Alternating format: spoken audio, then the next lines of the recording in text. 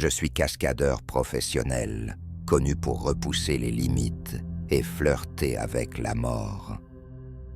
Chaque saut, chaque envol, chaque cascade était une danse avec le danger, mais c'était ma passion, ma vie.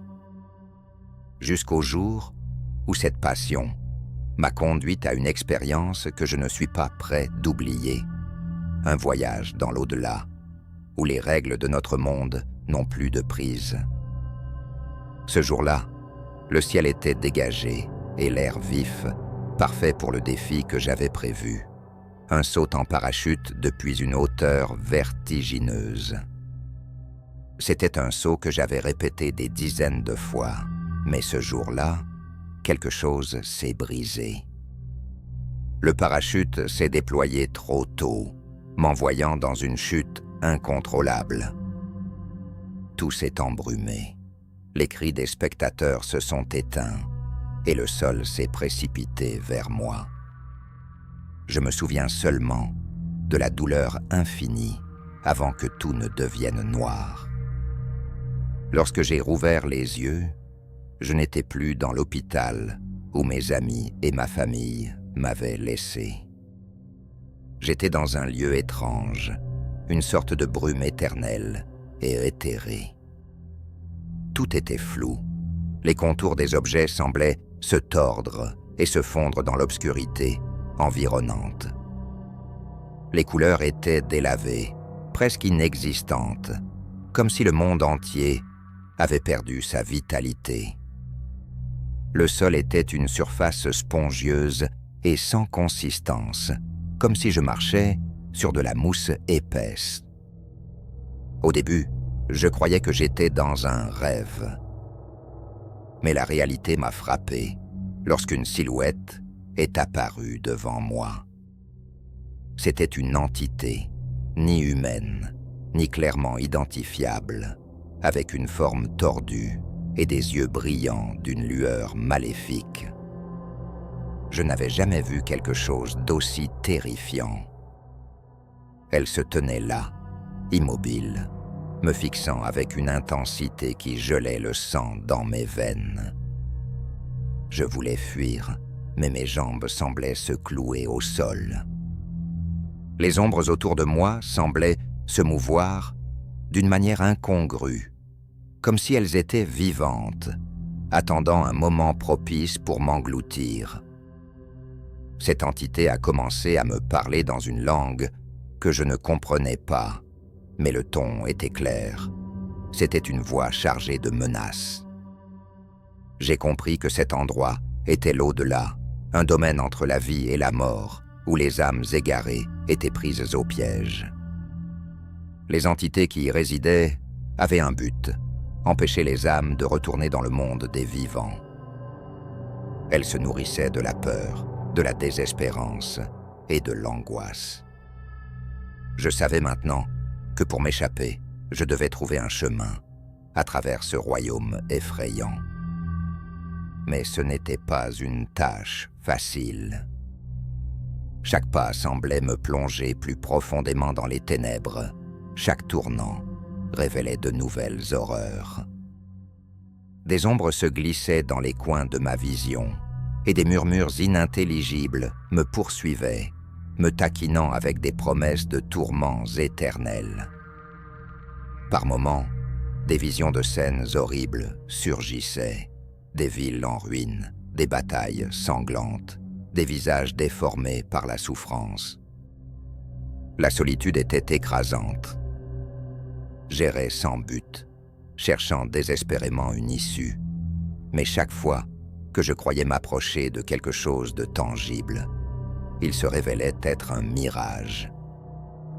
La brume épaisse semblait me piéger, et les bruits de cliquetis et de murmures incessants faisaient monter l'angoisse. La confusion et la terreur montaient en moi, et chaque son étrange, chaque mouvement dans la brume me mettait en alerte. Alors que je me perdais dans un labyrinthe de brume et d'ombre, l'entité maléfique est réapparue. Elle était accompagnée d'autres créatures semblables, toutes animées par une soif insatiable de douleur. Elles semblaient plus déterminées que jamais à m'enchaîner à cet endroit. Les murs du royaume semblaient se refermer sur moi, les bruits de cliquetis et les râles augmentant en intensité. Je me débattais, mais chaque mouvement était entravé par la brume gluante qui s'enroulait autour de moi comme des serpents. Les entités semblaient se délecter de ma peur croissante, intensifiant leur attaque. Je faisais des allers-retours entre des états de panique et de désespoir, mes pensées s'accélérant à une vitesse vertigineuse. Je revivais des moments marquants de ma vie, des moments heureux et tragiques, les visages de mes proches apparaissant dans des hallucinations terrifiantes. Je voyais mes amis et ma famille, tous souffrant d'une manière ou d'une autre, les voix de leur douleur se mêlant aux chuchotements menaçants des entités. Je me sentais responsable de leur souffrance, ce qui m'emplissait d'une désespérance encore plus grande. Les entités exploiteraient mes plus grandes peurs pour me maintenir ici, m'empêchant de retrouver la paix. Dans un moment de désespoir absolu, j'ai eu un instant de lucidité. J'ai compris que les entités se nourrissaient de ma peur et que la seule façon de les combattre était de refuser de céder à cette peur. J'ai rassemblé tout mon courage et me suis concentré sur un seul but, trouver le chemin du retour. J'ai commencé à avancer avec une détermination renouvelée, me forçant à ignorer les horreurs qui m'entouraient. Les contours de la brume semblaient se dissiper peu à peu, et j'ai perçu une lueur au loin. C'était l'esquisse d'un chemin menant à une sortie, une lumière promise au bout du tunnel de l'obscurité. J'ai avancé en direction de cette lumière, me concentrant sur l'idée de retrouver le monde des vivants. J'ai couru avec toutes mes forces, en dépit de la douleur et de la fatigue, jusqu'à ce que, enfin, je passe la frontière entre l'au-delà et le monde des vivants. Lorsque j'ai ouvert les yeux, j'étais de nouveau à l'hôpital. Mon corps était entouré de tubes et de machines, mais je vivais. La lumière du jour semblait plus vive que jamais, et la douleur de ma chute avait disparu, remplacée par un soulagement intense. Mes proches étaient à mes côtés, leurs visages pleins de joie et d'inquiétude.